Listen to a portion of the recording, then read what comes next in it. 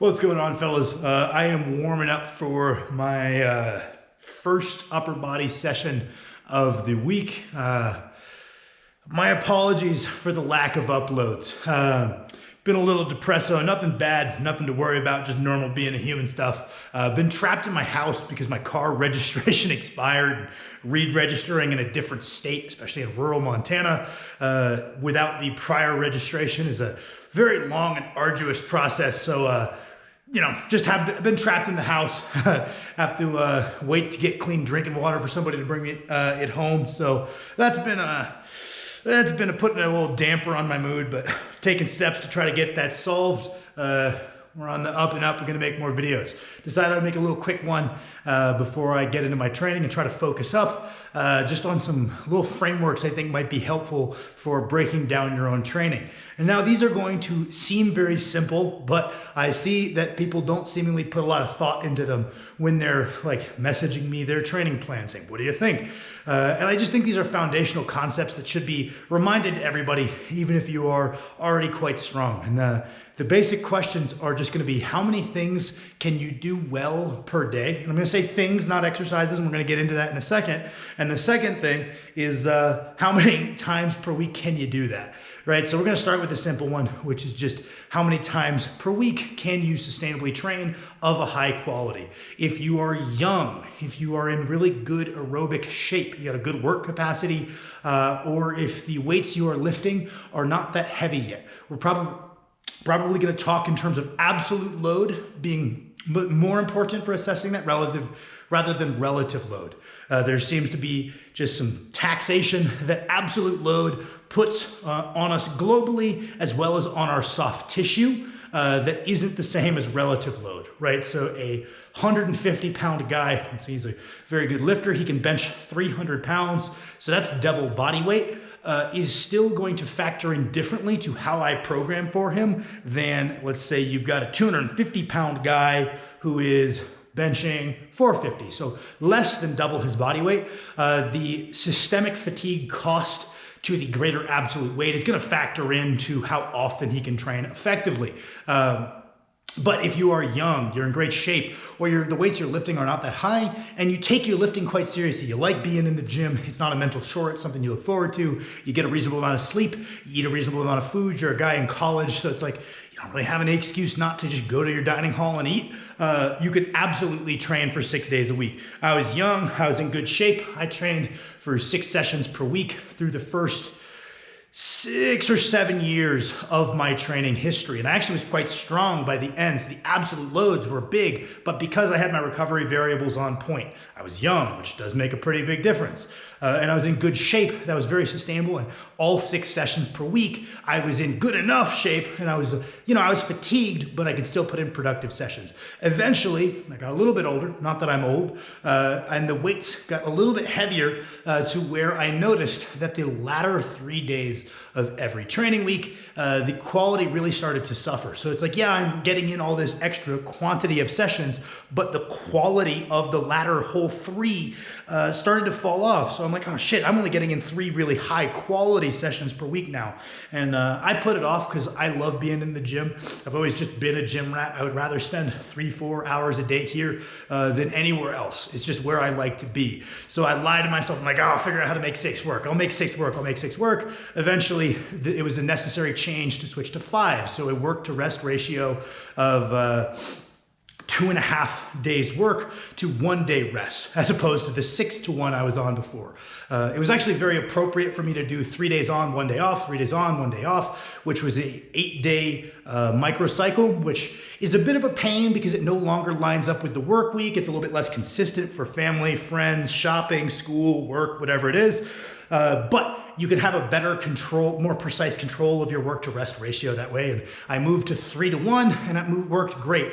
Eventually, I ended up going to training 5 days per week. So 3 days on, 1 day off, 2 days on, 1 day off. I think the 3 on, 1 off is a little bit better, but having it line up well with a work week was a net positive in terms of being able to be in bed in time and coordinate with like when I'm gonna go work and whatnot. So we first establish that ratio of like how many work to rest can we do, truly productive sessions where we're putting in quality work. And that'll change with time. If you're in really bad shape, it's very realistic that if you're in the gym a lot, you'll get in better shape and you'll actually be able to bump up your training frequency, and that's going to greatly improve your result. So maybe initially you can only sustainably train 3 days per week. As you get better shape, 4, maybe eventually 5. And the thing that throws a little wrench in this equation is we can regulate how much we do per day. Hypothetically, I could probably train 6 days a week again if I did very few tasks per day. I don't like leaving the gym with a ton of energy left in the tank, although that is kind of an important part of strength training, is that skill. Still something I'm working on.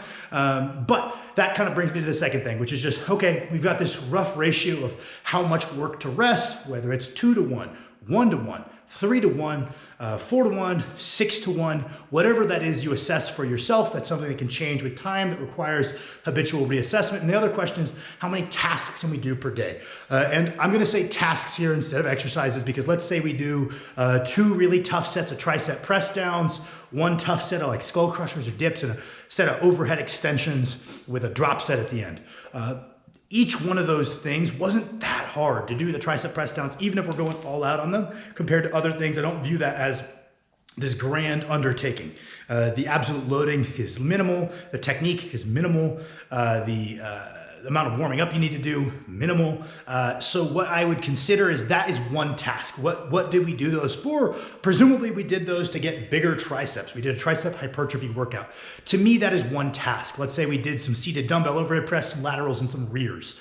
I wouldn't count the rears as another task for the day. So while someone might realistically be doing 8 exercises per day, there's a good chance that 8 exercises is only 3 primary tasks.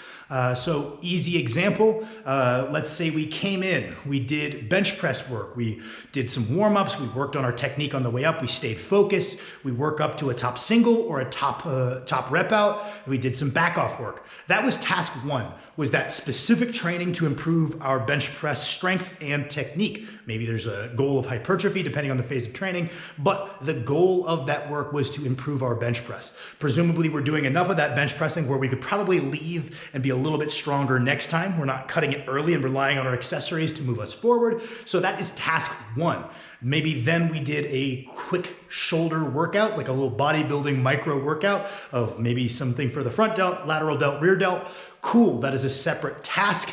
That is another 3 exercises. And then let's say we finish with 3 exercises for the triceps. That was 7 total exercises, but the way I would record that is 3 separate tasks. Some people probably will only be able to accomplish 2 tasks if they've got a stressful work, they're not great with their nutrition, they don't sleep much, maybe they are older.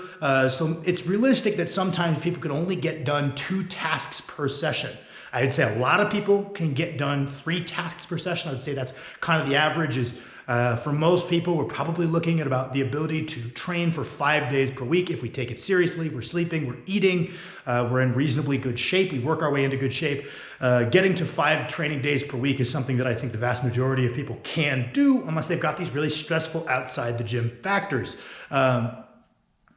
6 if you're young and you're like getting after it and you do take it really seriously. Maybe 4, 3 if you've got a strenuous job, you've got kids, you don't sleep quite as much. So that's kind of 1 would be the average. And then I would say 3 tasks per day is pretty average. I would say that maybe some populations who have a lot of stressors and maybe not the greatest variable management, we might be looking at 2, 3 is kind of the norm.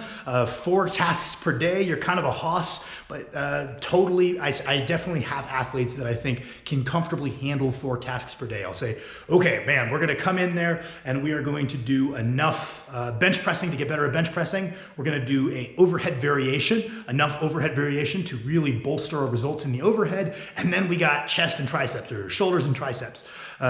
Maybe we come in and we do, and not all tasks are created equal, right? So this is a rough framework. So it's like, yeah, realistically doing enough deadlifting to get better at deadlifting, that's a big undertaking. So maybe if a guy comes in and he normally is a 4 task per day kind of guy, if those tasks are pretty beefy, such as we do enough squats to get better at squats, we do enough deadlifts to get better at deadlifts, and then a leg hypertrophy workout, there's probably not gonna be a 4th there. So it'd be like 4 on upper body days, 3 on lower body days. But this is just a framework I use. I know this was really rambly, but I enjoy making this kind of video, so this is the kind of video I'm gonna make.